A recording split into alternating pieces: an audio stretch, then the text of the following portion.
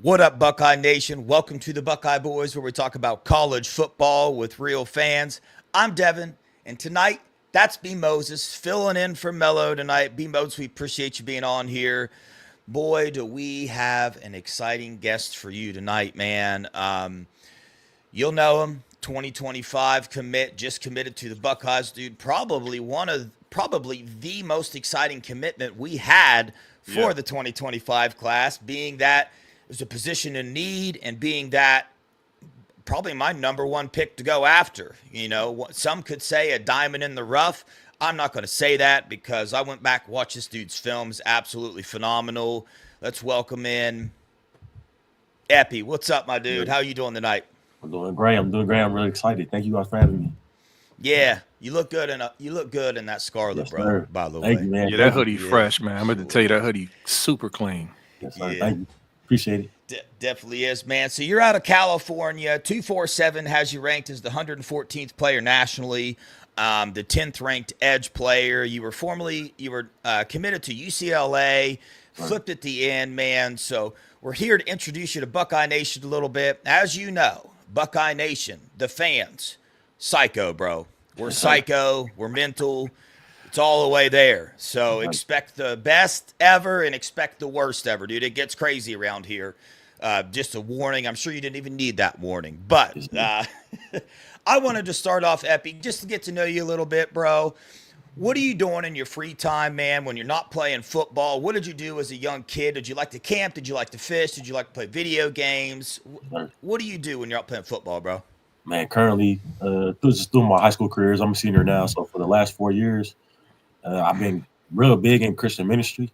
I'm big on my faith, and I have this Bible study going after school every week. It ranges from Tuesdays, Wednesdays, and Thursdays. So, you know, I after school every day for the last couple of years, I've been pretty much, you know, putting on my time in my walk with God. So, you know, with that, my walk with Christ is off the field is a struggle in its own, because, you know, you're trying to live this life of pleasing to God, but you live in the world and in a fleshly lifestyle. So it's kind of like, you know, that in itself is its own struggle. So, you know, that's kind of what I do off the field every day. You know, it's a battle every day with this life of Christ, and that's really what I try to do to get in tune. But, you know, as growing up, I was just a kid that, you know, just loved the sport, man, and just loved every sport in general. I had growing up, I had ADHD, so anything I can get my hands on, I really just try to do the best I can at it. Basketball, you know, rugby, you know, just everything that I see my parents and cousins around me doing. So that's really it. Other than that, I was just in the classroom. Once I got out, man, best believe I had a football in my hand or a basketball. You know, just anything I got my hands on. Yeah. B. Moses, I know you got a question. I just got to say something real fast, bro. When you said that about your Christianity, dude, I got chills, bro, because I say this a lot on my channel. I give my testimony, bro. I was addicted to heroin for 10 years, bro. And about 5 years ago, Jesus came in my life, radically changed it. And I don't know if you ever heard of Teen Challenge before, the ministry, but this channel donates some of its proceeds to Teen Challenge. It's a faith-based organization that helps people that struggle with any life-controlling issues. So we're big on Jesus on this channel, bro. So you gave me chills saying that. I love the culture at Ohio State that they got going on there with Trey Henderson and Mecca Buka, all the leaders. Love it, bro. So you gave me cold chills when you said that. So from a fellow Christian, dude, God bless you, man. You're fighting a battle that is, in my opinion, the hardest battle in today's day and age to possibly fight, and that's being a Christian man in today's world. So shout out to you, my dude. I know B. Moses got a couple questions for you. Yes, sir. Well, I mean, really just a statement, bro. Like, it's the same thing. Like, you got brothers in Christ here, bro. Like, you know, I've never met you, never heard from you directly. So to hear that was just like, that's dope, man. I absolutely love it.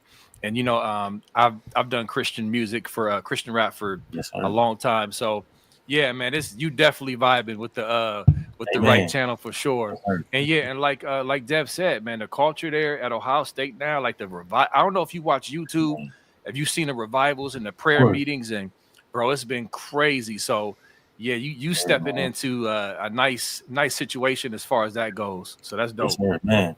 Yeah, I just got to remember that, God has already won the battle, man. He already sent Jesus, and he already won the battle that we fight every day. So just to remind myself, I see that, Ohio State had a mass baptism, man, and that really inspired me, man. That you have to, when you go through a recruiting process, you kind of have to look at everything other than the football program, and that's one of the things my eyes were stuck on when it came to Ohio State.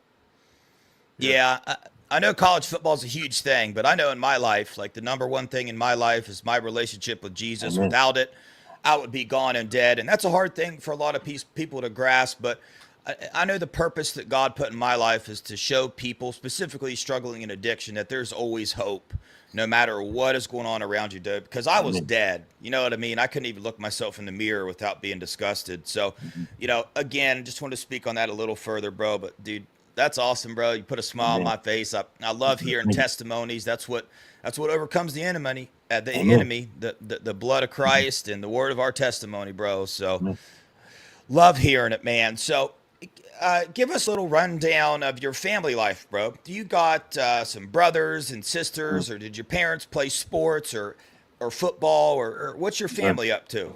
Man, so I got 3 brothers, 3 sisters, man, and I'm the youngest of them all. All my sisters play volleyball and all my brothers play football. So it's like, man, it's just kind of expected to play football. Not only that, but being a Polynesian descent, football just is in that line of what you're going to do in your life. And if it's not that, it's working. So it's like, this is kind of just something that I was going to get into eventually, just seeing all my brothers. And it took for them to, fail a couple of times for me to realize where I needed to do better. And ultimately, it got me to where I'm at now, to go into one of the best schools in the country, man. And, with my mom being the volleyball player and it kind of working down my sisters in that line, then it kind of showed me as well how the athletic genes came from as well. Because, you see women play sports and then you see men play sports, and it's kind of like, dang, you could tell that line of genes are really good when it comes to athleticism. So that's kind of where my parents come in when it comes to sports and my family in general. So it was just in the family, and ultimately it was just my turn, and I'm taking it as far as I can now. Amen, dude. That's awesome to hear, man. B. Moses, you got anything? Yeah. So let me ask you this.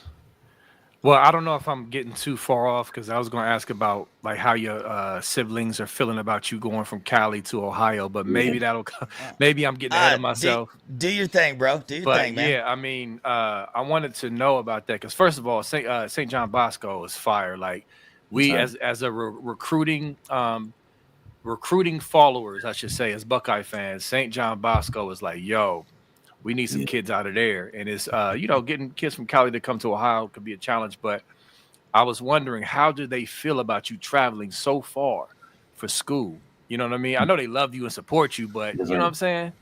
Now, I want to ask, how would you think they would feel? I would think they'd be like, man, I love you, bro, but dang, why you got to go all the way to Ohio? Man, that's exactly what I feel many people would think. But, man, when you come from a place, it's like crabs in a bucket, man, where everybody's trying to get out. When I had this chance to get out of California, man, and go explore this life of Christ on your own, man, because you're able to be held accountable when you're out here, but you really truly know who you are when you don't have the accountability around you. It's what are you gonna do when you're by yourself? Like you heard it all the time growing up. Like it's about what do you do when nobody's watching. So when I had this chance to get out of the state, man, especially a school like Ohio State, my family was like, "You need to go, man. Like you need to experience this life.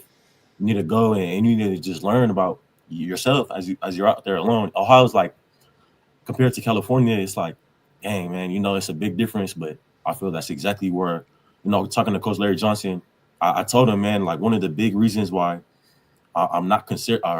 One of the biggest things I'm considering about Ohio State is that I'm so far out of my comfort zone that I don't know if this is the school.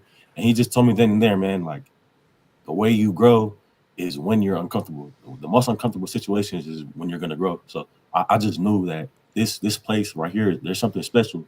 And if you go to an Ohio State game, you're gonna know that right off the bat that something special about this place, man. You're gonna see all the fans there. You're gonna see a place you've never seen before outside of Ohio State. So they love it. Yeah, that's so true, bro. When I was going through struggles in my life and I needed to change, I took a card out and I wrote on it that change does not come packaged without discomfort. Right. So if you want to remain how you are now, the football player you are now, which is a fantastic football player, but the truth is to go to higher levels, you got to change. Well, you're not going to do that remaining in a comfortable place. And that was one of my biggest problems. I was always a homebody growing up. So I always liked staying around things I was comfortable. And that's why I never changed. And it wasn't until I moved all the way from Ohio to Florida, which isn't too far, but a complete change in scenery for me. That's when I, became uncomfortable. I started accepting new things in my life, and it was a beautiful thing. So I love at such a young age that you got the wisdom and the understanding to see that you're clearly surrounded by a huge support group. I see some of your family, your friends in the chat now, and behind all these recruits, behind the Devin Sanchez's, the Riley Pettijohns, the Epis, there's always just a fantastic support group, man. And we love getting them on as well. We've interviewed a few parents. I love getting to know them. So that's a beautiful thing to hear, man. So my co-host is normally on here. His name is Melo. He had a question for you. This is him up here. First off, he says, thanks for coming on, man. He's a little under the weather today, but he wants to know if you got any type of relationship with JT or any of the other current players on the roster. Not them directly, but everyone else they know. I met JT's dad. He's a cool guy, man. Like cool guy. He had all the wisdom for me that I needed to know. But Deb, I had a question for you, man.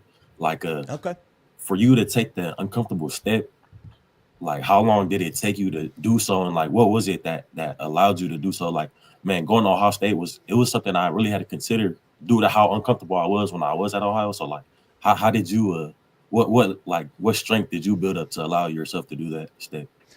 Well, to be honest with you, I wouldn't say it was a strength. It was more of a feeling of that something had to change. I was just I'd always had that feeling that I needed to step out of my comfort zone, but I stayed in it for so long that it ended up becoming a detriment to me. It ended up making me feel lonely inside. It ended up making me to where when I looked in the mirror, the reflection I saw, I didn't know anymore. You know what I mean? I didn't know what my purpose was. I didn't know why I was on this earth. I didn't know what I was going to do. And when I stepped out of my comfort zone, man, it showed me how big the world is, and it showed me the different options that were out there, and it allowed me to see other people. So what happened for me is, as I moved here and I saw other people around me, how they were living their life, and I saw a couple people like, dang, man, that's how I want to live my life. You know what I'm saying? So I became friends with them, and they told me, hey, man, I got a relationship with Jesus. I read my Bible. I do my devotions. I do this. And I started hanging out with them. I started doing what they were doing, and I started just feeling better inside. I started having that actual joy. One of my favorite verses is Philippians 4, 6, and 7. It says, pray about everything. Don't worry about anything, and still, tell God what you're thankful for. In shorter terms, it goes a lot longer than that, but I started to do that, man, and it was a beautiful thing. I wish, man, that I had like your mindset at your age, because I wish I would have left way earlier, bro. If I would have left for college and went out, the Lord has blessed me immensely now. I'm a business owner. I got family. I moved family here to Florida. They're with me, so I'm blessed beyond measure, right?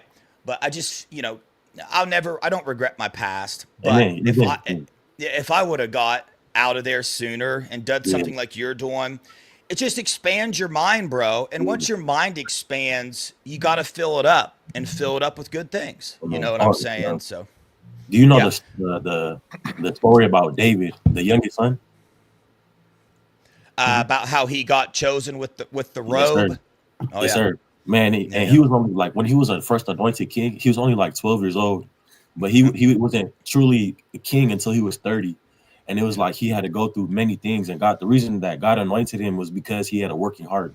And I feel like, man, your story like really reminds me of that, dude, because like you had a working heart, you were willing to change. It just had to take that change for you to actually make the change. You know what I'm saying? If that makes sense. yeah. I just like, man, that Come on, really Epi. inspired me. Preach. I want to thank you, man. Hey, That bro. really inspires me. That I really was like really looking for like a comforting answer, because I'm going to a whole another state, man, all by myself. Yeah. To hear that somebody did it, I felt like that's why God had you go through that, because now it's inspiring someone like me who's gonna do the same thing, not in the exact same situation, but in the same predicament. So it's like, I want to thank you, because I like, man, if it was never for this story, then I wouldn't have been comforted in this moment right now. So I thank you. Well, I can never mention that. Well, I tell you, man, you're welcome. But more importantly, dude, I can tell right off the bat that you are full of the ultimate comforter, and that is the Holy Spirit. So he's guiding your life right now. He guided this situation to happen right here. There are no chances. There is no luck. None of that stuff, bro. The Holy Spirit allowed this to happen. So, and you got it. I can tell, bro. You're giving me chills the way you're speaking, the way you're asking questions back to us and all that. So, bro, you're gonna more than just your play on the field. I think more importantly, the man you are right now, you can go in and be a real leader, keep that culture up, and all that stuff. But yeah, dude, I'm glad you're on here, man. But I got a question for you, man. So obviously, football is what has been a big part of your life right now. So my question is to you: when did that start? Okay, so like Little League football, and then what moment did you realize, hey, man, I might have a future in this? Man, so I started playing football when I was 4 years old. My dad was a coach. He wasn't a coach for my age group specifically, but he was a coach. And so, like I said, just being Polynesian, that's just what you're going to go through. You're going to play sports. And so my first sport was football. Playing this sport, I was a little kid, but, I kind of didn't like the structure of, I had ADHD, so I didn't really like the structure of like, you got to be here every day, do the same thing. It was like this everyday thing that I didn't like doing. I don't know really what it was. So eventually same year, about turning 5, my mom took me out and she just let me be a kid. And it took until I was about 12 to play again. And so that period of time where I wasn't playing any sports, not playing football, I was playing other sports like basketball. And so it took me to when I was 12, turning 13, where I was on the Inglewood Chargers, some school out here in California. And I was on their team. I played for them for a year. And every year going on after that was more so like, I'm not really doing anything, so I might as well play football. It was more of that. So I was just kind of, going through the motions. And even when I got to high school, like going to St. John Bosco, I kind of still felt that way. Like I realized that, I was a little bigger than other kids. I was a little taller than other kids. So I might as well, put it to use in some type of way and go to a school that's good at what they do. So that was St. John Bosco. So as I go to St. John Bosco, it took me until my sophomore year to realize that maybe this is what I'm supposed to do. And the reason why I took that long to my sophomore year is because, I didn't want my path to be football. I kind of wanted it to be everything else other than this sport that, you go to a school like Bosco, the number 2 school in the country. You're walking into a place that is like a factory for football. You're walking into a place that is going to build you. So, kind of walking into a factory, you're on this strict plan every day. We have 7:50 a.m. lifts. Then right after school, you're into meetings for an hour. Then right after that, you're straight to practice, and you can't be late to either or. You can't be late to lift. You can't be late to any classes. You can. So it's kind of like this structure that, a kid like me, I didn't like that, and it's more that I was going based off of what I feel. It was kind of like I was living off what my flesh wanted and not what I really needed. And so this whole time is preparing me, but I didn't like it. So it's more I was going off of my feelings, and I was going off of, what I wanted, what my flesh wanted. And then just as life went on, I just realized that, man, I need to stop doing things based off of how I feel. And it took until my sophomore year to realize that I need to stop doing everything based off the way I feel and based off what it could do for me 5 years from today. And so I realized that then sophomore year. So then junior year is when I became a starter, a rotator, more of a starter and a rotator. Sophomore year I didn't play because I had that childish, immature mindset that, man, I hate doing this every day. So later after season sophomore year, and then going into my junior year is when I realized I started to become a starter. And then I had role models then. But senior year, it was the biggest challenge because all the role models that I looked up to graduated. So now it was on me. And this is the biggest maturing year. We had a lot of transfer kids that transferred out. We had a couple of transfers in. And so it was like the kids that were in are kind of young, and the kids that left were the older guys. So it's kind of like either I take it over or I don't know who is. So it was this whole thing. So it took till sophomore year to realize maybe I could do something here. And then it took till senior year to realize that I have it. And so that was to answer your question. Amen, bro. Beautiful answer, bro. I love how deep you get with your thought. Like, that's crazy, the things that you're saying, because another sticky note that I wrote when I first went to change. I mean, this isn't the truth, right? But I had to do this. I had to be radical, right, in order for me to change. And I wrote, emotions are the devil. That's what I wrote, bro, because my life was strictly off of, okay, what do I do to make me feel the best? How do I get comfort and how do I get control in my life? And those are the two most important things in my life. And now it's the exact, life is really about the exact opposite. Give up your comfort and give up your control, man. You know what I'm saying? So beautiful thing, dude. Your answers they're deep, bro. I love it, man. You got everybody in the chat like, dude, you sound like a senior right now, all that stuff. But beautiful thing to hear, man. So, also, I wanted to touch on this. I wasn't going to, but I got to. In terms of you being a football player, you look at the position like a Trey or in a Mecca. Like, look at the platform that they have, and look at what they do with their platform. So this is the opportunity that God has presented you. It's going to give you a platform to reach so many people that you want to reach, and we all know that his ways are beyond our ways. He has plans to prosper us and not to harm us. So you know that what you're doing, right, is going to give you that. So you just never know the twists and turns of God in our lives. And this is your path, bro. You watch your film, you see everything. So, B. Moses, you got any questions right now before I move on to the recruiting part of it?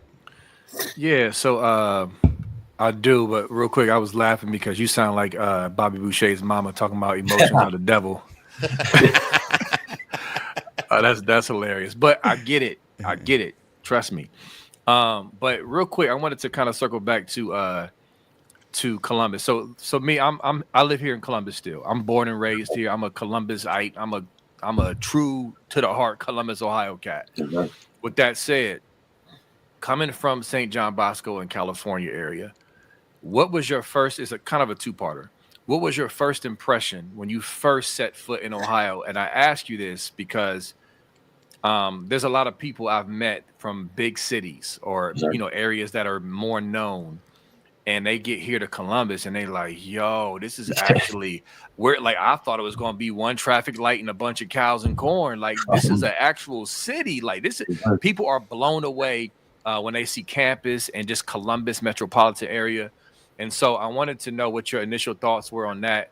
And then I was going to ask you, when you get here, do you already have plans of who you'll be staying with? Brothers, that with like mind that you can, connect with and all that. So that's kind of my question right there. Man, when I first touched down, man, I was definitely surprised, man, to see that. First, when we came in and we were driving to our hotel, I see a lot of broken houses and I see a lot of nice houses. Like, I will drive down the same street, man. I'll look to my left. There'll be like a side of broken down, looking abandoned houses. And I was like, dang, man, what the heck? And then on my right side were like the nicest houses I ever seen. And it was kind of like, dang, in California, only one side of the town is looking a little, and then the other side of the town is looking real nice. But right here was like everything was on the same street. Then we got to downtown Ohio, where some of the players live in the apartments. And I was like, dang, this is, I kind of like the feeling of this. It feels like a small town, but the city is so big that like everywhere you go, it seems like, everything's just right there. So I would say my first impression was definitely I was really surprised. I could see a lot of I don't know. I don't really know how to. I just seen a lot going on in my head that I didn't ever see in California. Just little things like housing and just things I just wasn't used to, man. I don't even know how to explain it, but definitely when it came to the school part, I was really like, wow, this place is so nice. I just had everything good to say about it. I have no idea what the school is actually like, so I had nothing bad to say other than the structure is nice. The kids were passing by saying what's up to me, like it was like nice people around. And other than that, what was the second part of your question? Sorry. Yeah, the second part was, is there someone that you plan on either moving in with, or brothers you plan on linking up with when you get here of like mind and whatnot? I met Quez, the kid you guys interviewed yesterday. Carter. Yeah. Jarquez. Yeah. I met him. He's a real cool cat. You know, I'm a fan of his, man. I not have yet have a too much relationship with the other players yet, but by the looks of it, man, like by the way that the players were interacting with me before, it doesn't seem hard to find a partner, if not a roommate, over there in Ohio. So it's not something I put too much thought into. I probably should. Thank you for bringing that up. I probably should, but as I go on, dude, you're not gonna have a problem with that whatsoever. You got, like I said, you got the light in you, bro. People are gonna gravitate towards you, man, and you won't have any problem with that. But Epi, real fast, man. Normally on Tuesday we have Brad Jackson on, Kenyatta Jackson Sr. That's Kenyatta Jackson Jr.'s dad, the defensive end that plays for Ohio State right now. I'm going to bring him on right now. He's going to be a part of this interview, right? So he's the father of an actual defensive end that plays at Ohio State. So, man, he might have some words of encouragement for you. What up, Brad? What's going on, fellas? How y'all doing? What's good, brother? Nice to meet you, man. Nice to meet you. Likewise. How you liking it so far? Man, I'm really excited, man. I want to thank you guys for having me on here again. Good. I love the energy. You're gonna be all right, man. Trust me, you're gonna be all right. All the thing you have to do is listen to the coaches, trust the process, and then timing is everything. Just wait until the calling of the Most High. When he says your turn, it's your turn, boss man. You understand me? Amen. I'm a thoroughbred. I know about football. I know a lot. When it's your turn, it's your turn. Just get developed, eat the right nutrition, take care of your body, and make sure school work. Stay in the classroom, boss man. Stay in the classroom. Amen. Yes, sir. Yeah. Yes, sir, man. So, Epi, obviously, Buckeyes, man, we're in need of some help on the defensive end in terms of we lost a couple recruits during this process, and we kept one, and we were looking where we're going to turn. And all of a sudden, us Buckeye Nation, we hear about this defensive end commit out of UCLA. I know in the beginning of the process, I had ran through your film one time before, but the Buckeyes that weren't really talking about you then, so I didn't really dive into it. But all of a sudden, you get brought up, and we dive into your film, and everybody in Buckeye Nation just explodes. They're like, dang, bro, where did this dude come from? This is it. He's the answer. We got to get this dude, right? Then all of a sudden, signing day comes around. Boom, you flip to the Buckeyes, bro. Everybody goes nuts, crazy. So walk us through that process, man. When did the Buckeyes first reach out to you? And first off, like, how did you wind up at UCLA? And then how did you wind up at Ohio State? So UCLA has been around since I was a junior. So the recruiting process started when I was going to camps and stuff. So, I kind of had got in contact with the UCLA coaches through Twitter and just through the media. That turned into a top 25 linebackers classroom picture that took place at UCLA. So I went to UCLA to take the picture, and that's when they kind of turned that into a little meeting where they caught me at the school. So they brought in some of the kids to have a meeting. I had that meeting, and that's then where they offered me in the summer going into my senior year. So that's where the recruiting started with UCLA. Ultimately, we just had a relationship before Ohio State. And so going into summer, I went to a camp. The same summer where I got recruited by UCLA is the same summer I went to a camp. I attended a camp at Ohio State. And that's when the real relationship started with Coach Clark and Coach Larry Johnson. And so, I got their numbers. I started talking to them, but it didn't go too far due to the 2 kids or the 3 kids they were committing before me, or they were recruiting before me. So those 2 kids end up committing. So it's kind of like they had to hold back on my recruitment due to their commits already committing. So, my spot was kind of, just put away due to the commits they had. I was committed to UCLA. I ended up committed to UCLA. And, I just felt that I was a California kid, like this is where I'm most comfortable is the reason why. They have Polynesian coaches. I'm a Polynesian kid. I love my polyculture. So it's kind of like this is where I feel most comfortable. The coaches, they're real. I really love them. I still do. But it was just the comfortability, man, that I had to realize that I got to go where I'm uncomfortable. And it wasn't until I took my official visit to Ohio State. And the way that led up was their commits ended up decommitting. And I was the first person he called. And when he did, we just had to talk about what had happened and what Coach Larry Johnson wants to do moving forward. And that was recruiting me. So, I took that visit. I didn't think it would hurt. And honestly, my expectations for Ohio State were not what, like, he shot him through the roof with this visit, man. And that's really what it took for me to commit. So going into the visit, my mindset was just, man, I don't know what to expect. Like, I didn't even know that they were playing Michigan that week, man. That's how much I was locked in with UCLA that I didn't even know. Hey, bro. And so I'm going in like, man, well, I don't even know what to expect. So I go in. It was like I landed. As soon as I landed, the car was outside for me to get to the hotel. I just got off of a game, so went straight to the hotel, took a shower. And as we're driving to the hotel, like, we couldn't even get through to the hotel due to how many people were just crowding the streets, man. And it was like, I was like, bro, what is going on? I was like, is there like an accident? And my driver's like, accident? Nah, man, it's the biggest game of the year. And I'm like, what the heck is going on, bro? And so I'm looking out the window, and you don't see any Michigan shirts, bro. You don't see none. All you see is Ohio State red all over the place. And I'm like, dang, man. So we pull up to the hotel. I go take a shower real quick. I come back down, and I can't even walk. I can't even get in the elevator. Everything is packed to the fullest, man. The elevators are packed. I can't even get to my room. I didn't know where my room was.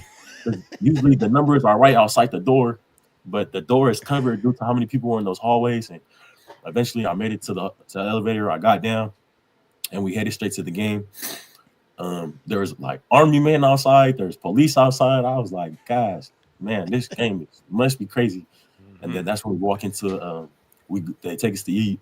We go into the game, and yeah, there I was like, this standard is already here. Like, I can't, like, I've been on many visits. Nothing has really touched this one right here. So the visit goes on. Everything just keeps getting better and better. You hear some things that are like, oh, that might come back with the way I feel. But again, you can't go off with emotions. You have to go off with what's best for you. So, I go on, and the rest is history, man. That Wednesday comes up of who I need to choose, who I'm going to sign to. And, I'm here on this podcast wearing this sweater today. So, amen, bro. Yes, sir. Amen, dude. That sounds like that's a heck of a story to remember for a long time. Showing up here, not even knowing what games. I bet you were just so confused, being like, bro, what in the world is going on? I can't even find my hotel room, bro. For real, man. Hey, at least you won't forget it, dude. You got to remember that forever. Never, for sure, ever. Bro. Hey, Epi, did you know you was going to announce for Ohio State when you were on your visit, or the day of, or when did it actually, like, yo, this is it?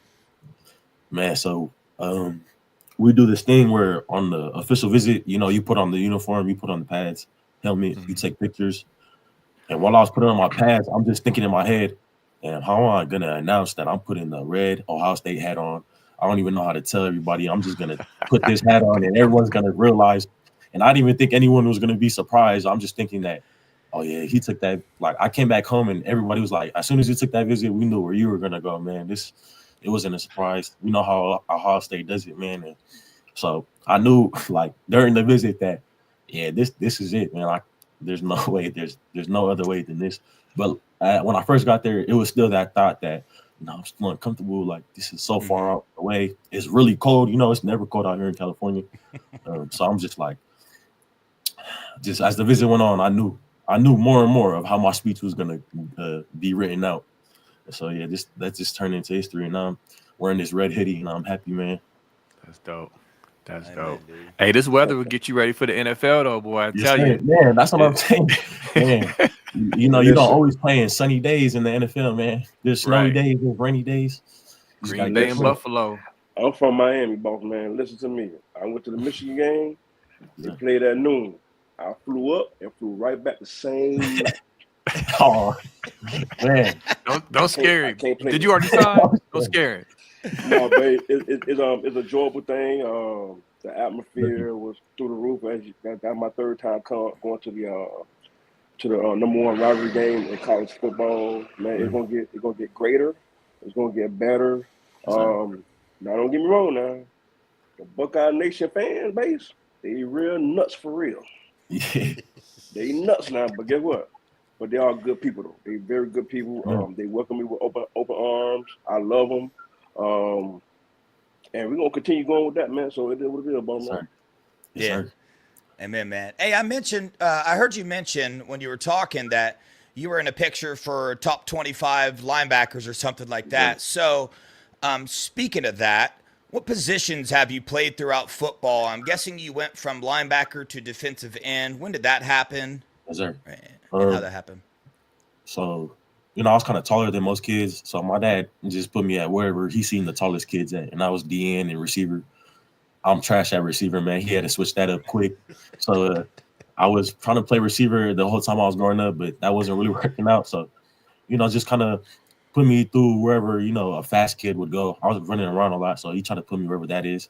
So that whole period from 3 all the way to 12 when I wasn't playing football, when I got to 12, you know, I was just kind of playing O-line, D-line, and then my Mateo Uyangalele at Oregon, that is my cousin, so his uncle was the same dude that trains me. So, you know, he trained O-line, D-line, and it was kind of just like I'm training for O-line and D-line. So whatever I end out to be body-wise is where I'm going to play. So, you know, I didn't get much bigger in weight.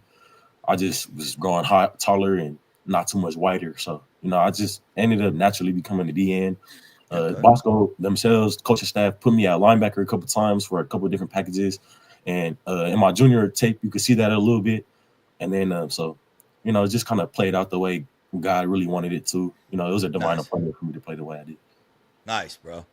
Yeah, man. Watching your film, you're at home, bro. You're at home, dude. That's interesting. I didn't know that. I didn't know he was your cousin, man. He's one of the top rushers in college football right now, man. So, yeah. Now check this out. Y'all played Chaminade Madonna like the first game of the season, right? That's my son high school. That's my son high school. Yeah, I know about that, man. So Jeremiah Smith, man. Yeah. Yep. Hey, man, y'all got a good squad over there. I don't know what y'all doing in California, but man, we love it. We love the competition. We love the competition, man. But they doing some extraordinary things over there, man. I'm so happy that you are on board with the Ohio State Buckeyes, and man, you won't regret it. Trust me, you won't regret it. You gonna have some fun and just do your part, and you're gonna be good about man. Yeah. We're gonna go around, man. Each ask you one more question or say our last final words to you here. We've had you on here for 40 minutes. It's been probably the funnest interview I've done. So we'll love to have you back on, bro. No doubt about it. But I want to start off. I want to ask you just James Laurinaitis, or not James Laurinaitis, Larry Johnson. How you said linebacker? You made me say James Laurinaitis now. But what's your relationship like with him now? And if you had to picture yourself 3 to 4 years from now, where would that be? The NFL, your 4th year college football? Or what's your ultimate dreams here? Man, definitely my dream is just to get to the biggest. First, my relationship with Coach Johnson. I talk to him about every day, if not every other day. Gotcha. I just called him today, so just to put that in perspective, that you know we're really getting on board. I'm not graduating early, so you know we have a plan set up for me to. You know, be prepared when I do get in. So there's a whole plan set up. So I'll be talking to him probably twice every day when January hits. And then 3-4 years, man, my whole plan, like with the having a strict schedule, like being at a factory like Bosco to another factory like Ohio State, you're gonna have a schedule that's at this hour you're doing this, at this hour you're doing that. Through this journey with my walk with Christ, I learned that you can't plan your day. You can't throw God in here and throw God in there. You have to plan your day around God. So definitely my plan is to be at the biggest platform to spread the gospel. Even now I still have my personal struggles. Like you said, with your addiction, man, I still have addictions of myself, man. Like, this like Christ, people will judge you like, man, you still do this and that. You still have to fight every day. So, I really commend you, man, for telling me that really inspired me, because I still go through my struggles every day as a man as well. And so I mentioned that because, my struggles, it's going to take 3 to 4 years to, just overcome with God. And so in 3 to 4 years, I picture myself, having less struggles and being at the highest platform to spread the gospel. So that's definitely the NFL. I'm not gonna go on here and just be like, I will be in the NFL 3 years, but I'm definitely that's where I want to be. At the highest platform, even if there's something bigger than NFL. I don't know anything bigger than NFL, but if there is, that's where I see myself, just the biggest platform to spread the gospel. And so, it starts here. And I want to thank you guys for having me along this journey. Just another episode for you guys, but it's like the first of many to me. So I want to thank you guys again. Yeah, no doubt. B. Moses, what you got, man? Any final questions, final words? Yeah, so final words. First of all, man, pleasure to meet you, man. Very impressive. I was blessed to I didn't know what to expect. I just knew you was a dog on film, and I was happy to have you on the team. But yeah, man, you definitely blessed me with this interview. Couple of things. Number one, and I hope I'm not imposing with this, but I'll say this: if you need help with finding a church here locally, reach out to us, bro. Like I can at least give you some suggestions being here in the city. Thank you. And maybe somebody on the team can help you with that, but I'm just extending that because I know how important that is to be rooted. Also, number two, food wise, because Bread said, eat right. There's a lot of tempting things on campus, Canes and Town Hall, and I mean, have you dipped into any of the Buckeye Donuts? Is fire. Man, there's so much food here, bro. So have you tried anything on your visits and that you went away like, yo, I'm gonna be addicted to that if I don't chill? Man, I didn't know Ohio State had soul food, bro. Oh, I didn't know. Yeah, bro. I'm talking about the first day I come to Ohio State, they feed me soul food, and I'm talking about like I didn't even want to go back to my hotel, man. I just wanted to sit there and eat my soul food. They know what they're doing. Man, they know that's when you committed. That's when you committed right there. I took a bite of this macaroni and cheese, and I knew like, oh, this home right here. That's dope, man. That's dope. Yeah, plenty of good food, bro. For sure. Bro. Hey, most definitely. But my favorite sports bar is Rooster. Every time I go in town, I'm at Rooster. They have Varsity Blue, Varsity Club. They have varieties, man. But Rooster is my number one. But I'm gonna tell you like this, bro, man. When you come in with a clear mind. Yes, sir. Like you just said, you're gonna be challenged every day. But control the narrative that you can. What you cannot control, don't even stress about it. Amen. And I have this slogan that I say all the time. Number one, fundamental. Number two, do it with your heart. And number three, boss man, have fun. Amen. Oh, I'm can I write that down one more time? Oh, he about to write it down. Write it down, boss man. You say one more time. Number one, fundamentals. Yes, sir. Number two, do it with your heart. Yes, sir. And number three, have fun. Those should be in all bold letters. Tatted on the neck, man. Tatted on the neck. You gotta have fun. You gotta have fun when you're doing this, boss man. Yes, sir. Man. So just basically like just buying in is what you would say? Just buy in? Yeah, that's it. There's nothing hard about it. Nothing hard about it. Just go with the flow. Yes, sir. You gotta remember, you're gonna be challenged every day. It's all about self-control. When you have self-control, give yourself self-evaluation on a daily basis. Talk to yourself. Go into the corner, man. See what you can correct, what need to be correct, what need to be changed within yourself. And then everything, cause you're surrounded by great people, especially Larry Johnson. Yes, sir. Listen, that's my right-hand man right there. I love that guy. He gonna take care of you, gotta take care of him. Same as Ryan Day. They're gonna take care of you. You gotta take care of them. Case closed. Yeah.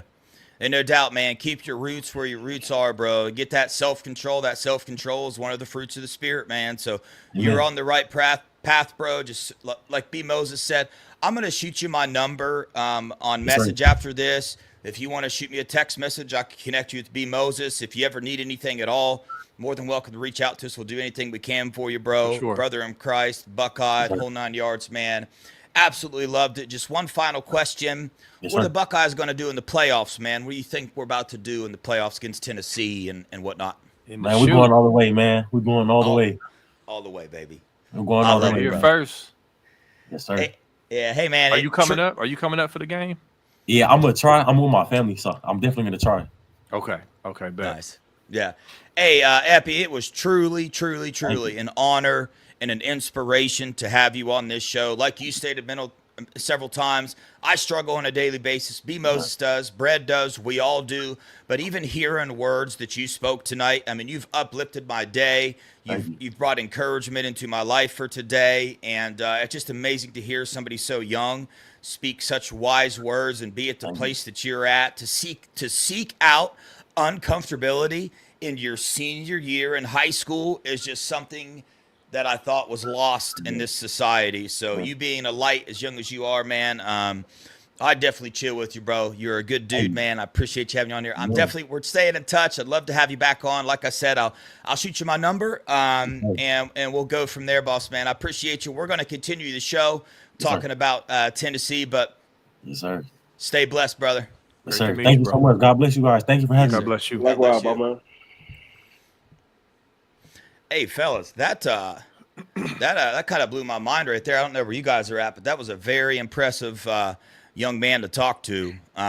He inspired me for real. Like, you know how people say that sometimes because it like makes you sound good to say it, or you just say it to say it. I'm being for real, bro. That dude was like asking us questions. I'm like, oh snap, bro, what's going on right now? Yeah. I'm gonna let my 8-year-old son BJ. I'm gonna let him watch this interview. And I'm going to say, listen to this young man right here. And, he's 17 years old, about to come to Ohio State, whatever. Listen to his maturity. I wish I had a tenth of his wisdom and maturity when I was his age. Like, what I'm saying? So, it was great, man. Definitely great. Yeah, you could tell, man, that somebody like that is that grounded. And I just don't foresee many, obstacles in his way that he's not going to overcome on this football team. I'm excited to see what he does there for the culture and on the field for sure. But, I don't know where you guys fellows are at time-wise, but we'll try to rush through this as fast as we can. B. Moses, if you got to go at 9, I know you got a family and kids. Brett, same thing to you. If any of you guys got to go, just holler at me. But we're going to dive into it, dude. Buckeyes at the Shoe against the Vols, December 21st, 8 p.m., Let me get some initial thoughts. Brad, you can start us off, man. I've been thinking about this game all the last 2 days. We have 3 weeks to get prepared for Tennessee. I think they're going to make all the right adjustments going into this game, because right now there's a whole new season. The other season gone. Yeah. There's a whole other season, boss man. So guess what? The mindset have to change now to a greater, to the 20th power. I mean, you got to go Mega Man mindset. Like you got to give it your all. That's on everything that you love when you go into this new playoff bracket thing that I love. They should have did this years ago, but it's finally here now. So it ain't no excuses now, fellas. So what? So it is what it is. So you got to play straight, hard-nosed football. Yeah, no doubt. But at the end of the day, it starts with the coaches first, and then it blends down to the players. Yeah. You know what I'm saying? And the people who know football, they know that order. You know what I'm saying? But right now, there's a whole new football season, man. There's a whole new football in the same season. And guess what? They got to play football, man. So I'm looking forward to it. I don't know what to expect, but we're going to have no choice but to see it when that time comes at 8 o'clock in the shoe. And I will not come up because it's too cold for me, man. It's too cold for me, bro. It's too cold. Yeah. I can't do it, man. But listen, I like us to win, though. I like to win. but it's an opportunity that I will be going to Pasadena, California, when we win that game. So yeah. Oof. Nice, bro. Nice. And by the way, you're welcome, my man. We thank you. For being part of that family, bro. If you ever want to come on the show, man, I'd love to speak to anybody in Epi's family for sure. Good young man. So no problem at all. We loved it. But yeah, Brett, I like what you're saying, man. Kind of a new season. It's kind of an opportunity for Day and for this team to kind of rewrite some things, because there's a hidden blessing in this path that we have in the playoffs. It's us in Tennessee have the hardest path to the championship game out of any paths. But if you look at it, I said this on yesterday's show. When we win the Natty, bro, Day will have beaten 7 out of the top 10 teams in college football. B. Moses, your thoughts? Yeah, man. Good Lord. I have so much I could say, and I probably will stay past 9 o'clock. Listen, man, I've rewatched this Michigan game. I lost count on how many times I rewatched it. And I know I'm a glutton for punishment, and I'm a moron, and why would I, be crazy like that? But I'm a big fan, but I love to have an understanding of what actually happened in a game, as opposed to just going off the emotion of the moment. So with that said, without getting to all the details, because I could, what I saw on film was very disappointing, but it was fixable. And so fixable from the coaching staff, making better adjustments when the game plan, which was not to run the ball up the middle every play. That's not what happened. Okay. I got numbers. I literally went to each play and jotted down exactly what type of run was it. Was it between the tackles or on the edge? A pass play, whatever, down and distance, all of that. We ran the ball up the middle 3 times in the first half, y'all. That kind of kills that narrative, doesn't it? All the rest of the runs were edge runs, and then there were 21 pass plays. It was 21 pass plays, 3 runs up the middle, 9 edge runs in the first half. The game plan was to come out and sling it and hit the edges. The problem was our O-line in the zone blocking scheme, we could not sustain anything. We looked lost out there. Guys weren't getting to the second level, et cetera, et cetera. Again, I'm not going to get too much into the weeds, but some of the gap stuff we did in the second half worked. That 20-yard run Jay Juckins had, that was gap scheme. We did some trap stuff that worked. There's things we could take away from the film to correct and then build off of, because we have to establish the run at least some. Oregon, we ran for 144 for 4.3 yards per carry. It opened things up down the field. We have to be able to establish the run at least some. And I believe we'll be able to look at this film and rep it the next 3 weeks and make the corrections from a coaching standpoint and the execution standpoint, with that third shuffle of the O-line getting adjusted to their new position. So I feel like if we can do that, and I believe we will get this win in our first ever playoff game in the shoe, which is mind-blowing to even consider. Being here in Columbus, born and raised, a playoff game at night against an SEC team is just stuff that we thought would never come to pass, right? This is like dream stuff. This team will be ready. They have to. They can't go out like that with 2 L's back-to-back in the shoe. It can't happen. And I'll say this, last thing. When's the last time we came out and played back-to-back clunkers or back-to-back losses where we're just bad? It just really doesn't happen. So I expect these boys to come out and play and get this dub. Yeah. And I'm going to add to that, B. Moses. I like Here's what you said. Blunt man rubbing it in. All right, sorry, Brad. We can keep going there. Go ahead, Brad. Right. They have time to heal their bodies. They're healing their bodies. The O-line coach, they can get everything in order. Chip Kelly with the play calling, Ryan Day, Chip Kelly collaboration. It right now, man. No, it's like mildew or barbecue. Straight up, mildew or barbecue. And I don't think they're gonna mildew. I think they're gonna barbecue. They're gonna cook. Ohio State gonna cook. They're gonna cook, man. Because listen, at the end of the day, what took place last week, 2 weeks ago, they can't go out of it. Like you just said, they can't go out of it. They just can't go out of it. So we're gonna see December 21st, and we're gonna go based off that, man. But right now they got time to heal and get them bodies in order. get everything correct, man. So let's see what happens. B. Moses, I'm glad you brought this up. This is going to be a great conversation. So here we go. Yeah. Right. So 3 plays up the middle. I believe it was 18 zone run plays that were ran. That was my count, and I think I got that from somebody else as well. I don't know what your numbers were there, but here's my I agree with you. So when the game was first over, I was like the middle thing. I was on board with that because that's what I saw with my eyes, right? Then I go watch the game and I see the amount of mistakes that were made by the offensive line, right? Like one block away. And not only that, also by the running backs. Trey missed several. I mean, he went the wrong way. He was not patient. He was tense. He was tight, right? But here's my question, man, because, you saw what happened in the first half. It felt like things got tightened up. They were shutting us down. So you expect a second half to come out and something different to be taking place, right? But my aggravation after rewatching the game is I feel like in the first half, things weren't working, so we just kept getting tighter and tighter.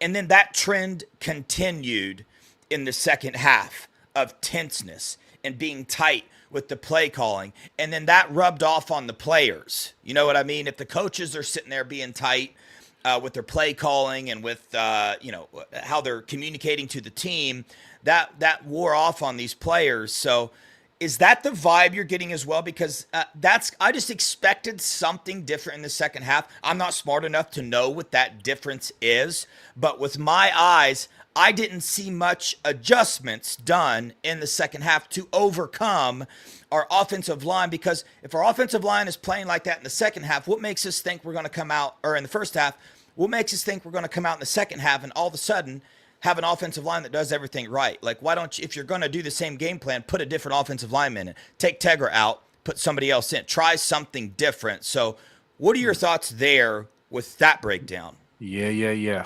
I'm so revved up about this game.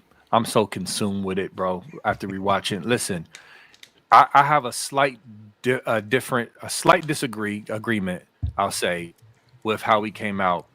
Look, I'll say this. I think you said the coach's play calling rubbing off on the players. To me, I think it was a both and. And what I mean is this. Will Howard had his worst game as a Buckeye. Mm-hmm. Do y'all hear me? It wasn't just the 2 picks. He wasn't seeing the field. He wasn't reading correctly. There were throws that were open. If he would have threw it in timing, he would have probably delivered the throw. He just wasn't on his game. So I think a part of it was Chip Kelly seeing that Howard was struggling. That first pick, let's go back to that first pick. That was an awful, abysmal interception he threw. I love Will Howard. I like the kid a lot. But that was a terrible decision. That was the only touchdown that Scum scored because of that pick. So fast forward to the beginning of the second half. What happens? We're already struggling to run the ball, right? Trey Henderson, I don't know what he does. He misjudges the ball. We start to drive at the 6-yard line. That's the last thing we needed for this offense to be able to have some space because if I'm Chip Kelly, I'm not going to be so quick to sling it after Howard threw a pick at our own 3-yard line when he was down there before. And our running game is struggling. So that was a bad start to the second half. But the thing is, we still moved the ball in that second half between the 20s, and we just couldn't finish. We either missed a field goal or threw a pick or just came up short. So it wasn't like we just didn't move the ball in the second half, but I felt some limitation, obviously, because of our run game. And then Will Howard, like as a play caller, is just like, do I really want to dial this up when our line is struggling, to keep a block for more than 2 seconds, and Will Howard is playing his worst game. So to me, I saw. With that said, listen, before y'all jump on me, because I know we want to roast the coaches and they deserve their blame. Chip Kelly gets paid a lot of money to be up in that booth and figure it out. I'm not letting him off the hook. There's things we could have went back to that worked in the first half. There's that option play, to Judkins he didn't go back to that. There's that. There was plays that we could have ran over the middle that was open. I'm not letting him off the hook. I'm just simply saying the lack of execution with the O-line was really bad. And then on top of that, Howard's bad. It was a collaborative effort of bad, and it just can't happen again, y'all. Sorry, I'm just passionate about this game. I'm salty, I'm disappointed, but it is what it is. Dude, there ain't no doubt it was a collaborative effort, right? So here we go. Yeah. You got Caleb Downs not fielding a punt, right? Yeah. That was a huge part of this game. That was horrible. You got the 2 missed field goals from inside 40 yards, okay? Inside 40 yards. Yeah. You got Trey that did his little kickoff debunk there. You got Will Howard, right, gets smacked, right? And supposedly did have a concussion, but what I'm hearing now is that he hurt his neck. He couldn't really move his neck all that good in the game is what has now come out. So, you know, definitely a collaborative effort, right? But obviously with such a shock and awe to Buckeye Nation, we can't sit here and yell at everybody. We got to leave our hope somewhere. You know what I'm saying? So my question would be, obviously what they were trying isn't working. So if Will Howard is that far off that you have to adjust your play calling and call plays that haven't been working all game anyway, then why not Devin Brown? Like, then why not something else? I guess that is my main frustration with the coaches, is that we just kept trying the same. I mean, we get an interception, right? Caleb Downs gets an interception in the red zone, and we come out with no points. Now, we missed the field goal, so we should have got points. But are you satisfied with those 3 play calls that were played, that were called? Listen, what got me so upset to this day when Jack Sawyer intercepted the ball. Oof. Y'all remember that one, right? Oh, that's what I'm talking. Oh, yeah. Excuse my language. I don't know what the hell Chip Kelly was thinking. He did everything so backwards. So now y'all see where I'm coming from when I say that was jacked up. Listen, can't clue, fellas. Yeah, that Downs interception. First off, Doug said it in there. Crazy interception. He made it look way easier than what it was, but I promise you, that ball was hidden by the receiver. So it's like he didn't see that ball till the very last second. That's why he caught it the way he did. But what I'm saying is, you know, you got J.J. Smith in that play. You just had an interception, momentum on your side. You don't take a shot. Now, even if 2 on him, 3 on him, whatever, you don't take a shot. Do they not take a shot because Will Howard is off in that moment, right? If you got a quarterback in the game that is so off that you can't call your number 1 play in that scenario, which is using your number 1 draft pick receiver, J.J. Smith or Emeka Egbuka or Carnell Tate, they're all first-round receivers in my eyes, then you need to make a change. Then why is Will Howard in the game? You know what I'm saying? But I don't want to – that's the last thing I want to say on there. You guys rebut that, say whatever you want. I kind of wanted to dive into the Tennessee thing, but it feels good to get that stuff out, though. Yeah, we will. I'll just say this real quick, man. And listen, I go back and forth as a film watcher and watching the game. I go back and forth from a coaching mindset to a player mindset to a fan mindset. I go back and forth, and I'm just like pulled all over the place. I'm just like because on one hand, okay, and look, I'll give credit to Michigan. They played very well on defense. They were very disciplined, and all that. But we played poorly. We made it easier for them. With that said, the thing I go back and forth on is, okay, people talk about the draw play that we ran, right? That got stuffed. Okay. This, and bear with me, y'all, because I'm struggling with this. On one hand, I'm thinking, why are we running it right there? But on the other hand, when you go back and watch the film, Tegra Shabola gets blown up. If Tegra, go back and watch the film. If he holds that block for 1 second, Trey Henderson probably scores. Go back and watch. There's 2 lanes for him to go up into. If Tegra just holds Mason Graham for 1 second, when you can't even call a play for your lineman to execute that, what do you got? I know. So I see it on that side of the coin. But on the flip side, hindsight 2020, sure, you can try to throw it up. You know, I I don't remember off the top of the head what the coverage was and what Michigan was doing, because Michigan was bracketing JJ almost the entire game. They were rolling a safety over post-snap almost every single time. And when they didn't do that, we would throw it up to them. We got a couple PIs. We got a touchdown. So I don't remember the coverage, but I get frustrated because I see that on film. It's like, man, our line has to be better than that. Like, I get the frustration with the play call, but why can't we just block for a second? I'm sorry, y'all. It's just frustrating. I'm done. Yeah, for now. But then my next question would be, sorry, I can't help it. We don't have a better option than Tegra. There's nobody else. There's nobody else to put in the game. I mean, he did it the whole game. Tegra did it the entire game. The only plays Tegra hit his assignment on went for 17, 15, 5. I mean, they did their job. Anyway, right? Yeah. Tennessee, here we go. Am I wrong in thinking that I'm a little fearful of Tennessee because I feel like this game kind of mimics the Scum game a little bit? Good defensive line. They are more of a rushing team than anything else. Now, obviously, there's a bunch of differences. Their strengths, their DNs, I get that. They got a quarterback who can throw the ball. They got some receivers that can be deep threats, stuff like that. But am I wrong in thinking that like it's similar, it's more similar than it is different of an opponent? Well, you're entitled to feel how you want to feel. You know what I'm saying? Listen. Yeah. This is sports. It's football. It happens on a daily basis, man. So I'm gonna tell you from my side of it. I think Ohio State should feed off that loss. Well, they're gonna feed off that loss against the team up north, right? They're gonna feed off that. I promise you. They're in there. Listen, they probably doing extra work behind closed doors without even letting the coaches know, because they gotta end this season on a great note, man. Yeah. They got to end this season on a great note. Like, you lost to the team up north. We lost to Oregon by 1 point.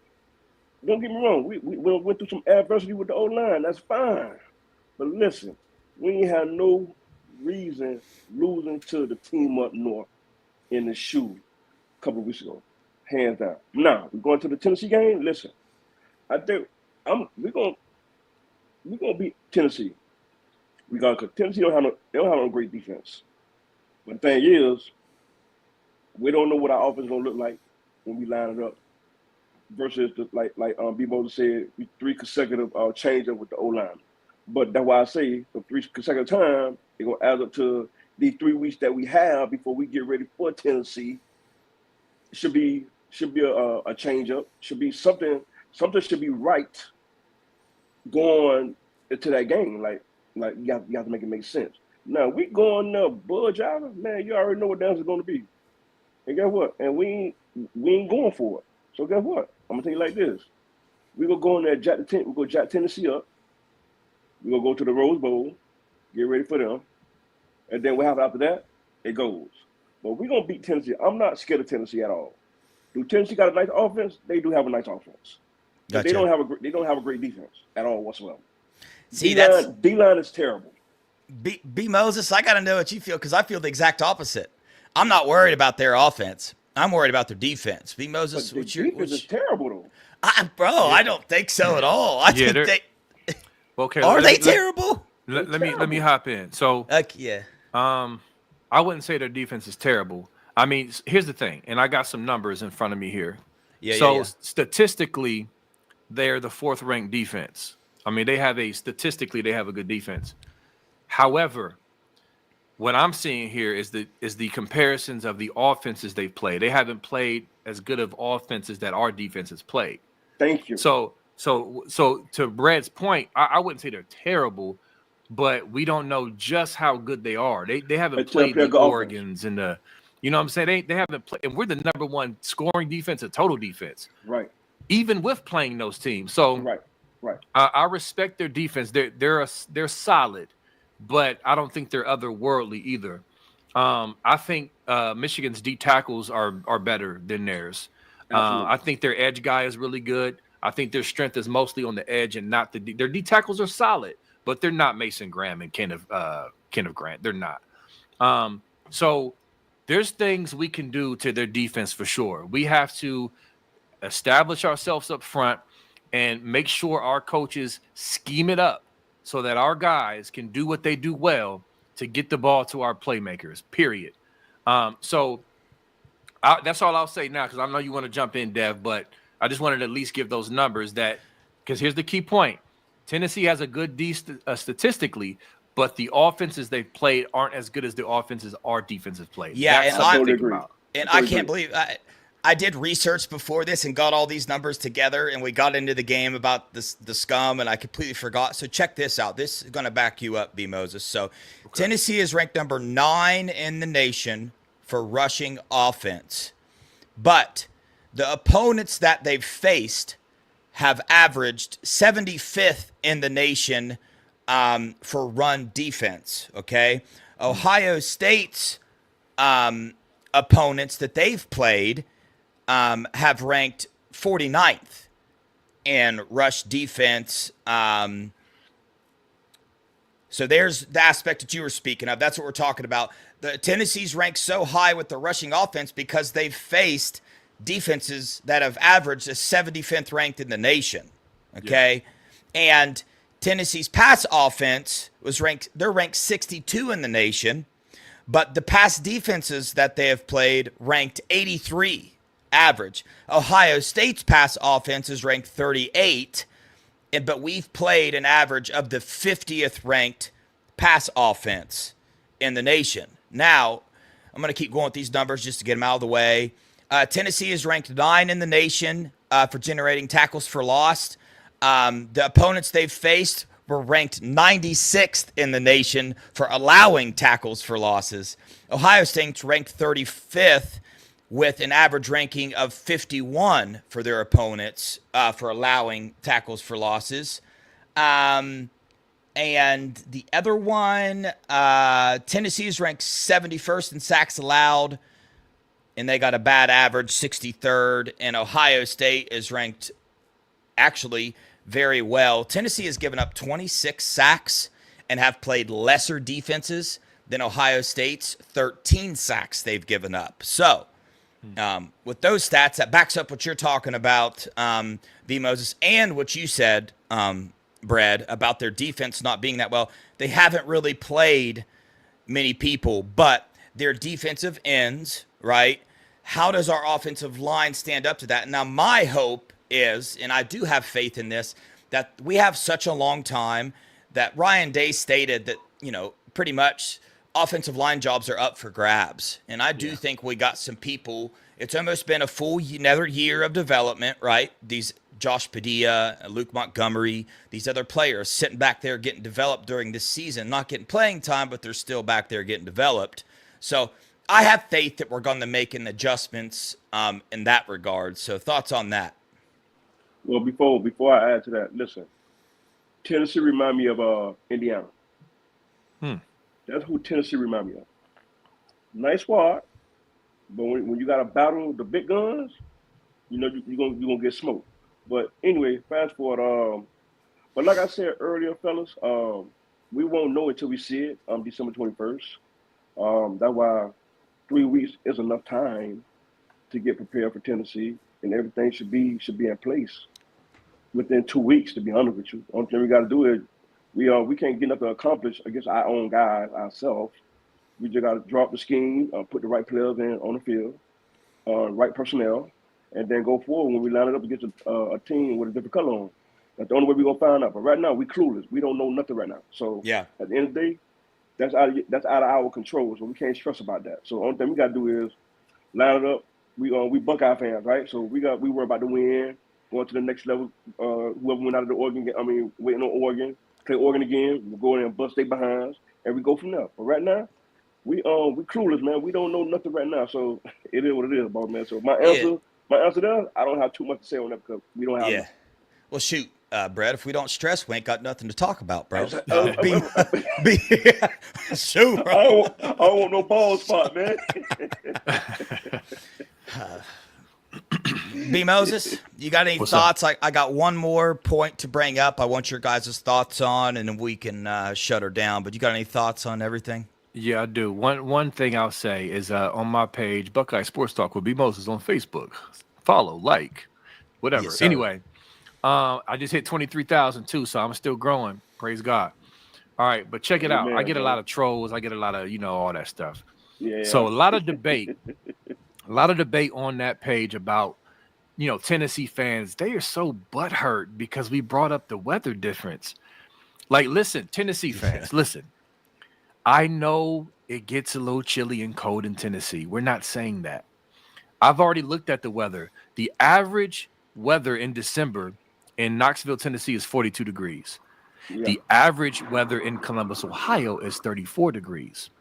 At night in Columbus, Ohio, the average weather is 27 degrees. Okay? I understand you guys have played in 40-degree weather, and in the morning you can see your breath sometimes when you're walking the dog.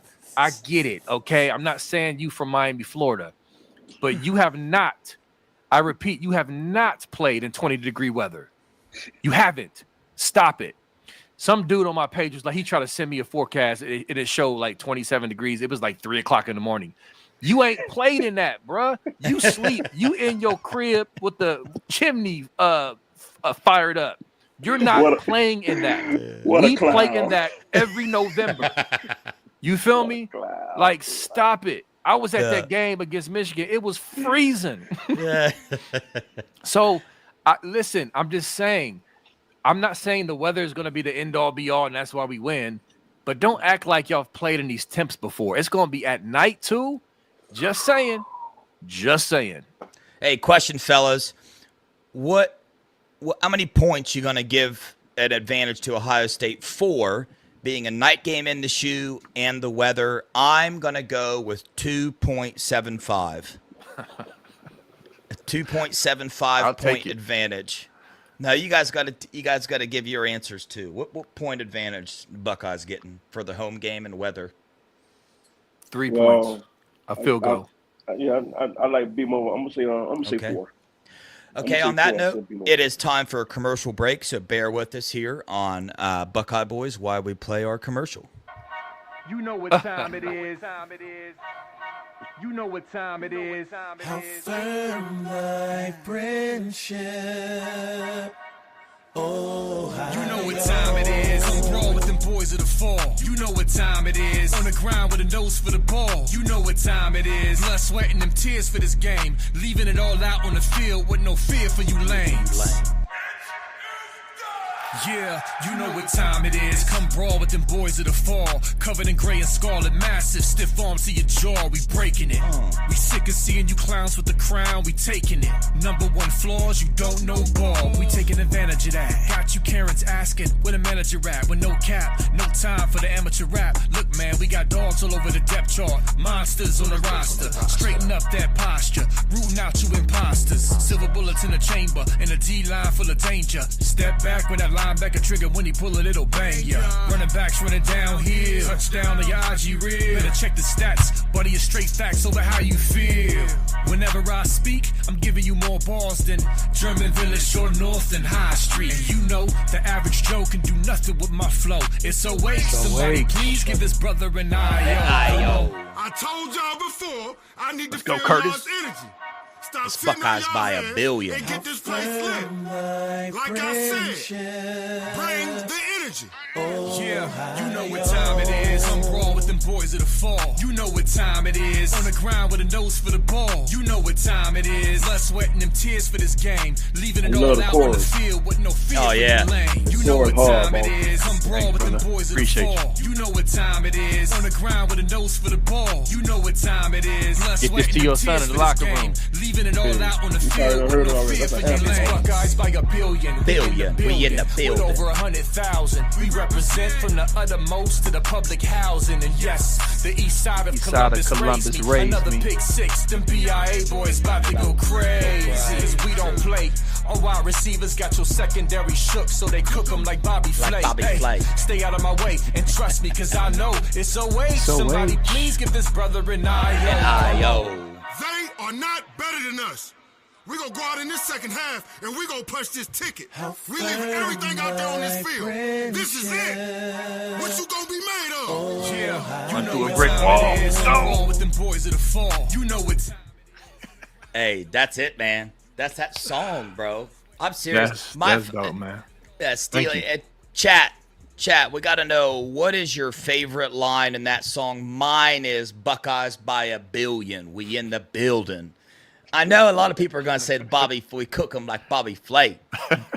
I love that song, bro. I'm serious. But yeah, Brad, dude, you should text that to KJ, bro. Text it to him and tell him to play that thing in the locker room. I'm gonna tell y'all straight up. They watch the videos, boss. Sure, they watch our clips. Oh shoot. Okay. Well, sure. They watch our clips. Kenyatta, I'll send you a Bluetooth speaker if you need it. I bet you don't, but play that thing in the locker room, man. All righty. Last point, and we'll wrap her up, shut her down. What if I told you I wanted the Buckeyes to pass the ball in this game to open up the run game? Let me know your thoughts.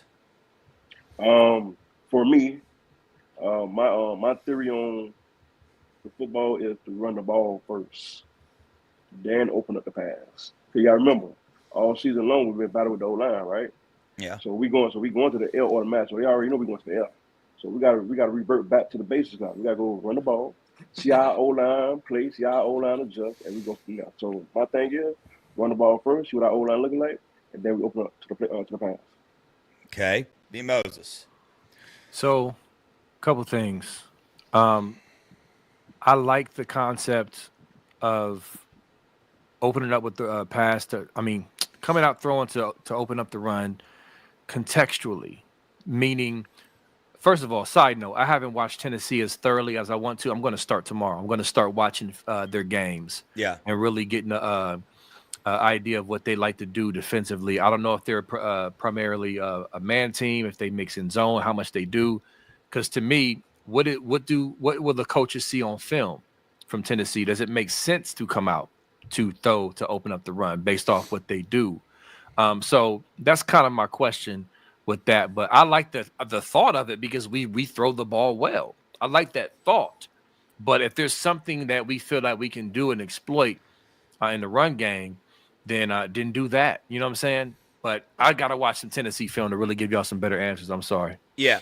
Well, being the expert that I have my own YouTube channel, so I'm an expert now in college football, all things college football. I know X's and O's very well. I'm being very sarcastic. Please don't think I'm being serious right now. That's a joke. I'm not that smart. But from watching Tennessee, if I were to get a game plan together, it would be tempo, number one, to eliminate their D-line and the depth they have at D-line. And Melo told you they run press man an awful lot with our receivers, press man. I think that we can open up this ball game quite a bit in that regard. We want man. That's what I'm saying. Yeah. Yes, we do. We will slaughter that, bro. Yeah, and that's what I think. I think we exploit their weakness, and I personally think it's their secondary, and our strength is our wide receivers. So, I mean, that's just my quick thoughts on it. I just wanted to get your guys' thoughts real fast. But that'll do it for us tonight on Buckeye Boys. So let's go around. Any last final words for anybody? B. Moses, any last final thoughts or anything? Final thoughts is I'm still wrapping my head around the fact that we have a playoff game coming to Columbus, Ohio. The Michigan game, nobody hates them more than me. But I'm transitioning to the reality of, yes, number one, we will never lose the aspect of the rivalry that we hate the fact that we won't have bragging rights for 364. That's never going to go away. But the second part, as far as how it used to impact seasons, it just doesn't. We're going to the playoffs. You know what I'm saying? So we have to adjust our thinking of losing that game compared to when it was, this ain't our grandpa's Big Ten anymore. You feel me? It's an adjustment now to where, yes, we care about the game. It's very important, but it just doesn't impact the rest of the season like it used to. So I'll say, I know y'all hurting out there. I do a podcast every Sunday, and y'all still salty, hurt, and we have no chance of winning. I'll just say, take a chance and embrace this team again, because you might miss out on something special. And if this is your Buckeyes, you're going to go hard for them regardless. I'm going to root for Ohio State. Listen, y'all, I don't care if we were 1-11, if we were a perennial trash team. I'm a Buckeye, period. Win or lose. That's a fan. That's a real fan. So I would encourage you to do that as well. And last thing, that song is available in all streaming services. Go get it. If anybody knows the person who plays songs in the shoe, I don't know who this mystery man or woman is. Get them this joint so they can bang this pregame. That's it for me. Well said. Well said. Number 1, fundamental. Number 2, do it your heart. Number 3, have fun. Amen. I love it, man. I got a question for the chat before we get off here. What would you rather have, a natty or a win over the rivalry? I stated, for me, it's a natty all day, especially with the way college football is changing. But there's a lot of people, like you said, B. Moses, Grandpa's Big Ten, man. They still value that over, and that's fine. You can choose how you want. You can choose how you want to root for your football team. You know what I'm saying? But for me, I think a natty is, they can still brag, oh, we still beat you or whatnot. Hey, man, we got that ultimate ring, bro. It's gonna kill them. It would kill them. That's the thing right there, bro. So yeah, I think the Buckeyes got this, bro. I think this team is coming out with vengeance and all that stuff. And again, man, if you're here watching the end of this, you got to go back to the beginning, man. It was an absolutely epic interview done with Epi. Follower of Jesus, man, big in his Christianity, said that's his number one goal when he comes here. So I literally couldn't have written up better answers than what this kid spoke. He's an inspiration. Let your kids listen to him. B. Moses is going to let his kids listen to him as well as an inspiration and a model on where you should be at when you're 17. That's some deep stuff he was talking about there. So we appreciate you, chat. Don't forget, we're a fan channel ran by fans for fans. If you want to join us for a show, shoot us an email at thebuckeyeboys@gmail.com. Please don't forget to like and subscribe. Become a member. You can become a member for $1.99 now. We can accept super chats. All our super chats go to support veterans. That's Melo's cause, and Teen Challenge, the ministry. That's my cause that I've chose to give to. So that's where those go, and memberships go back into this channel to purchase tickets to give away, shirts to give away, the whole 9 yards. So we love you guys. We appreciate you, Buckeye Nation. Couldn't do this without you guys. Stay tuned. We're interviewing Eli Lee tomorrow, 8:15, another linebacker. And then Friday at 8 p.m., we are interviewing the final linebacker in this class, Tarvos Alford. So Buckeye Boys will have interviewed the entire linebacker class in this 2025 class. So please look out for those. I'm going to put those up on the channel right after this. On that note, we love you guys. Go Buckeyes. OH. Ayo.